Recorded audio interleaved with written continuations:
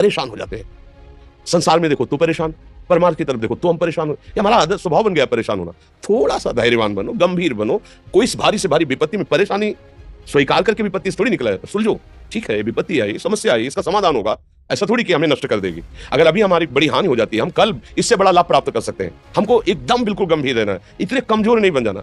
अब वो गए तो क्या होगा, अब वो वस्तु गई तो क्या, पद गया तो क्या होगा। प्रयास किया था, ये पद मिला था, इससे बड़ा पद प्राप्त करूंगा, मैं इससे बड़ा महान बनूंगा।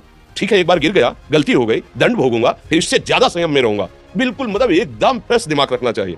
और अपने लोग क्या है, जरा सी बात में एकदम पचड़ा कर लेते हैं, एकदम कमजोर हो जाते हैं। ये बिल्कुल ठीक नहीं है। हम जीवन भर की यात्रा की बात कह रहे हैं, भारी से भारी कष्ट में भी मुस्कुराना, तो हमें बल मिला है, हमें भगवान की कृपा का दर्शन हुआ है, हमें उनका दुलार दिखाई दिया है। अगर ऐसे तो भाग जाते फिर परमार्थ में थोड़ी चलना होता है। आज जो आप सुन करके लाभ लेने की चेष्टा कर रहे हो ना, ये केवल प्रवचन नहीं है, ये जीवन है। अगर ये जिए ना होते ना तो ये इसका प्रभाव नहीं पड़ता, फिर वाणी का प्रभाव नहीं पड़ता। हम इसीलिए कहते हैं, जैसे आप लोग एकदम परेशान हो जाते हैं, तो बोलो क्या हमसे ज्यादा परेशानी होगी।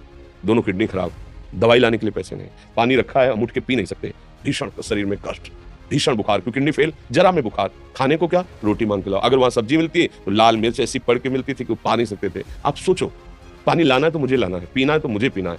अगर मैं हारता तो कहां पहुंच जाता, क्या स्थिति होती। नहीं, मरना है और कदम पीछे। कोई दिन ऐसा नहीं जिस दिन सेवा ना की हो, जिस दिन सेवा ना गए हो। गुरु जी की सेवा में जाना है, पहले अपने को स्वस्थ साबित करना है। सेवा नहीं लेंगे, तुम बीमार हो, तुम कष्ट में वैसे। उनकी दृष्टि परेशान थी, उनकी सेवा की, आके लेट गए। फिर हिम्मत की, अपनी श्री जी की सेवा की, मधुकरी नहीं गए, 3-3 4-4 दिन भोजन नहीं गए, पर सेवा नहीं छोड़ा, दिनचर्या नहीं छोड़ी। और उसका प्रधान कारण संयम, ब्रह्मचर्य, भगवत आश्रय, नाम जप, कभी हारने नहीं दिया।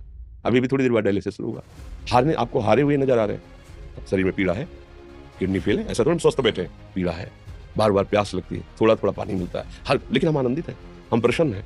हम लड़ाई में हारे नहीं हैं, ना हारेंगे, हम जीत चुके हैं।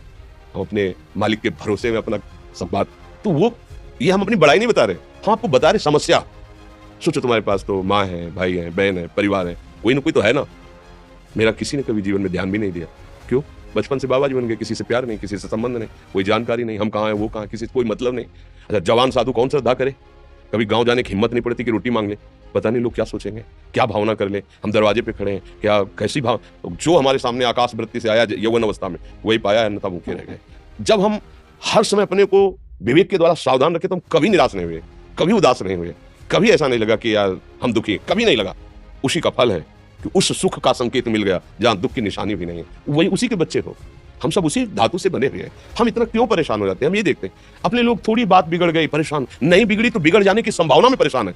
आज सुख है लेकिन कल सुख छिन जाएगा, तो हम आज के सुख में सुखी ना होकर कल के दुख की आने की संभावना में भयभीत हो, तब क्या हमारी सोच रह गई। हमको इतना बलवान बनना है कि सुख और दुख दोनों हमको छू न सके। भारी से भारी सुख की व्यवस्था है तो अहंकार नहीं, हर्षित होकर किसी का अपमान न करे कि हम धनी, हम पदाधिकारी, अमुक। भारी से भारी दुख आया तो हमें किसी के सहयोग की जरूरत नहीं। हम फिर अपने कदम बढ़ाएंगे, हम फिर जुड़ी हुई अपनी भावनाओं को सजाएंगे। मस्त जीवन एकदम, तुम अविनाशी के बच्चे हो। शेर का बच्चा भेड़ों के बीच में फंसकर म्यों म्यों बोल रहा है, बस अगर दहाड़ना सीख जाए तो कोई भी उसे परास्त नहीं कर सकता। ऐसे भगवदंश, तू प्रपंच में फंसकर अपने को इतना दीन क्यों देख रहा है। तू ऐसा है कि भगवान के दिव्यास्त्र में भी ताकत नहीं तेरे को मार सके। तू अविनाशी का अविनाशी बच्चा है, विनाशी भोगों को, विनाशी शरीर को मैं मान के इतना भयभीत, इतना दुख, ठीक नहीं।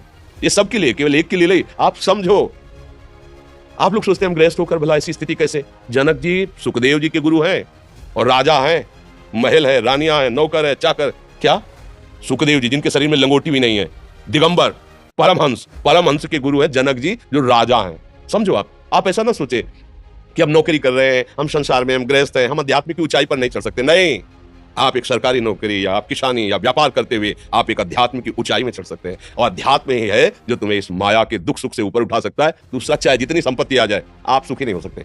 सब देख लो, आंख खोल के देख लो, अध्यात्म ही है जो तुम्हें हर कष्ट सहकर मुस्कुराकर जीने का रास्ता बता देगा कि आप आनंदित हो जाओगे। कुछ नहीं बिगड़ा, अध्यात्म है तो कुछ नहीं बिगड़ा, अध्यात्म नहीं है तो कुछ नहीं बना, कुछ हाथ नहीं लगने वाला।